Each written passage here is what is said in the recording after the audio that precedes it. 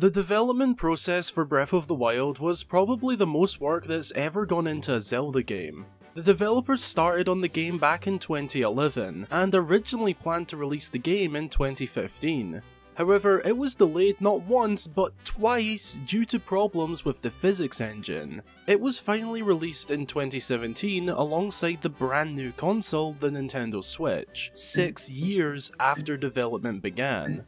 During those 6 years of development, tons of ideas were presented for the game, such as a rideable cuckoo for Link to fly on, a cheesy punk rocker outfit for the hero, and even humorous ideas like a massive boar that would be known as the Master Boar. But one of my favourite ideas was bringing back the Minish. The Minish, also known as the Picori, are a race of minuscule people found in the Minish Cap. In fact, they almost made the final cut of the game, meaning there was likely a good chunk of story planned for them. Unfortunately, for reasons that we will discuss shortly, the Minish got cut from Breath of the Wild, and because Breath of the Wild introduced and reintroduced the Zelda series to so many, I thought it would be a fun idea to cover something from the past of the Zelda series mixed in with the newest installment. So in today's video, we are going to discuss the potential influence and roles the Minish were due to play in Breath of the Wild before getting cut, along with some possible Minish contents found in the final game.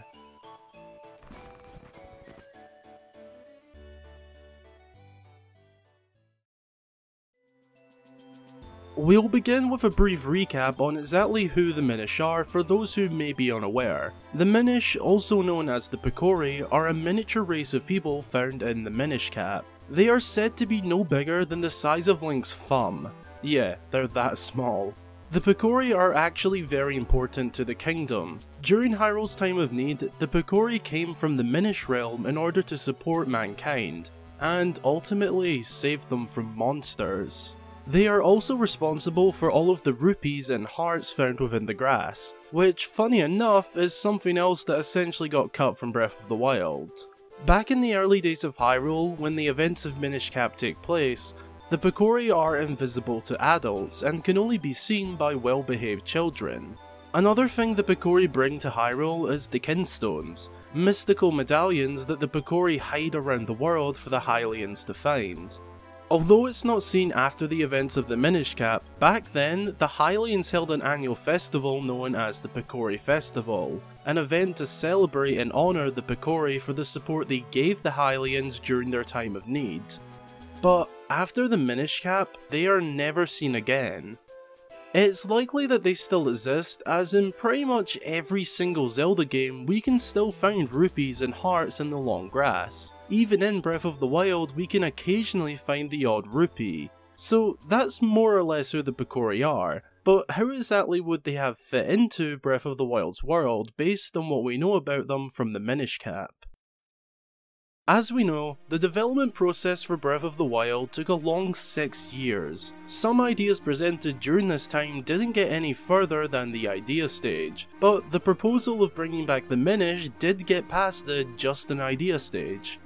The game's director, Hidemaro Fujibayashi, I'm sorry if I butchered that, said in the making of the Breath of the Wild series that, "So we really wanted to have them in there for the gameplay, but sadly had to give up on the idea." Technically speaking, he didn't actually call them Picori or Minish, rather calling them tiny people, but they did show footage of the Minish Cap whilst describing them, along with the idea being that they would reside in their own miniature villages that Link could shrink down in size in order to enter, which is identical to how communication with the Minish is possible in the Minish Cap.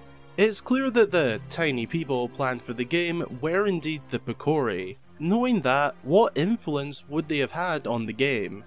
The first thing to look at would be their home. Each of the 6 races in Breath of the Wild all have a distinct home, typically allocated by region. The Gorons have Eldin, the Rito have Hebra, the Zora have Lanayru, the Gerudo have the Gerudo Desert, the Sheikah have Kakariko Village within the Necluda region, and the Hylians have Hetero Village, previously also having Central Hyrule. Whilst each settlement isn't exclusive to just one race, they are generally dominated in population by a specific race, whilst being open for other races to enter too.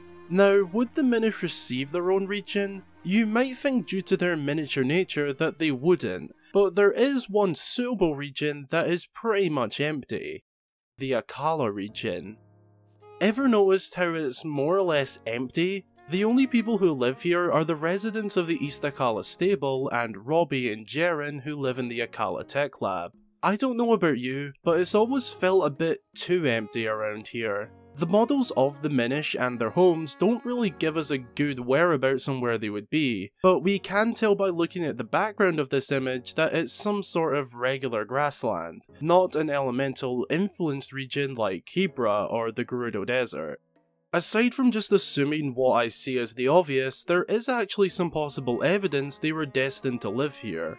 Once you complete the Terrytown side quest, which is where you help Hudson build a brand new town in the barren Akkala region, we can find some very interesting designs. The design of the plant pots found in the completed Terrytown strongly resemble the same design of the houses of Terrytown, very similar to how the Picori live in the Minish Cap. Credit to Reddit user Luck88 for noticing this detail. The link to the original post will be linked in the description.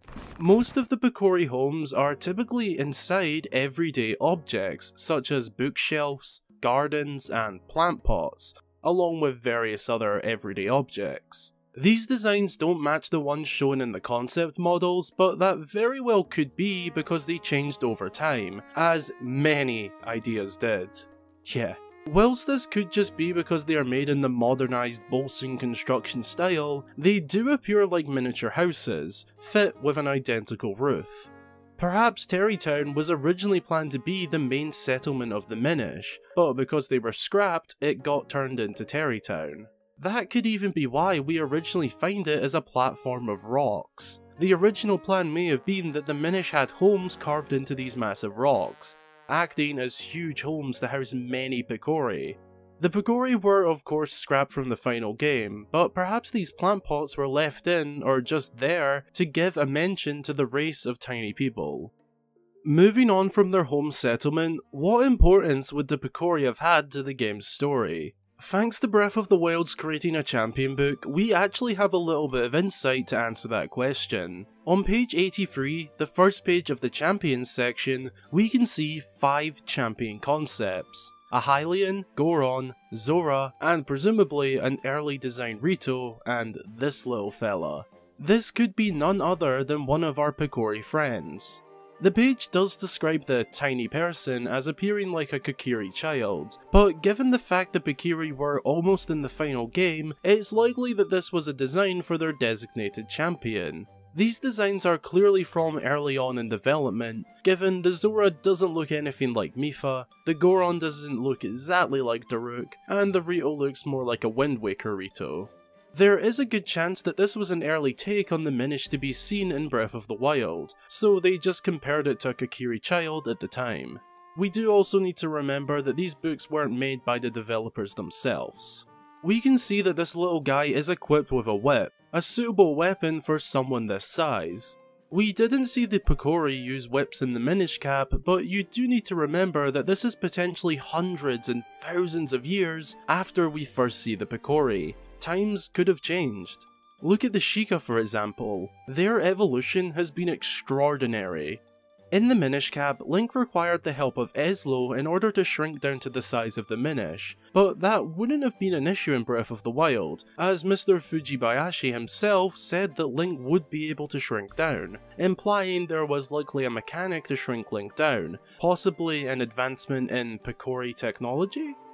There is also the question of what could the Picori have offered us in the game. In the final game, the Gorons offer us items such as the Boulder Breaker, Goron Spice, and heat-resistant armor. The Zora, Rito, Sheikah, and Gerudo also offer us similar luxuries in relation to their respective elements. Then there is the big one, the Champion's ability. Each of the 4 champions in Breath of the Wild pass on their ability to Link to aid him in taking out Calamity Ganon. Daruk provides a force field like shield, Urbosa gives us an electric shock field, Ravioli supports us in flight, and Mipha offers us health during our times of need.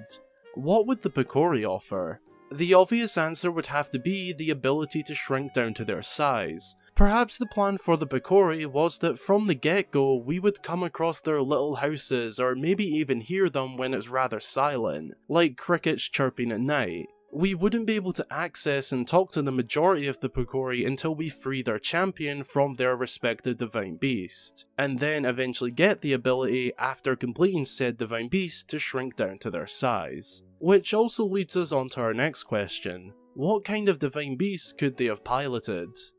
There are a couple of unused concepts they could have been planned for, but there is no set in stone proof or indication towards any. Perhaps the 5th divine beast we saw in the 2nd DLC pack, the Champion's Ballad, was originally planned for the Picori as it's inside the land, similar to how we find some Picori in the Minish Cap. Direct influences aside, the inclusion of the Minish would have added a lot of content to Breath of the Wild. Not every, but a fair amount of Zelda games have an alternative form of exploration. A Link to the Past has the Dark World, the Wind Waker and Phantom Hourglass have Sailing the Seas, Twilight Princess has the Twilight, and Skyward Sword has Exploring the Surface and Entering its Sacred Realms. Breath of the Wild doesn't have an alternative, which isn't necessarily a bad thing, but it didn't even have underwater exploration.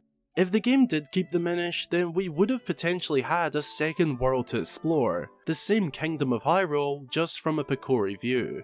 In fairness, Breath of the Wild is a massive game, so it's not a crucially missed opportunity. To conclude, it's clear to me that we, as fans, sometimes don't know or understand how big some of the cut content from a game actually is. To put this in perspective, imagine Breath of the Wild without either the Zora, Rito, Gorons or Gerudo. One of those races may have never been in the game, or at least not to the same extent we see them, and in their place could have been the Minish. This is something that could have changed the Breath of the Wild experience for good or bad in many different ways, and changed the game as we know it.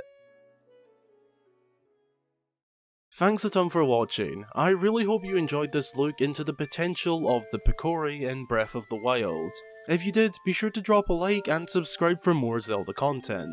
It's unfortunate that the Picori got cut, as I personally love the Minish Cap. It's definitely my favourite 2D Zelda game and for sure in my top 3 Zelda games at the moment.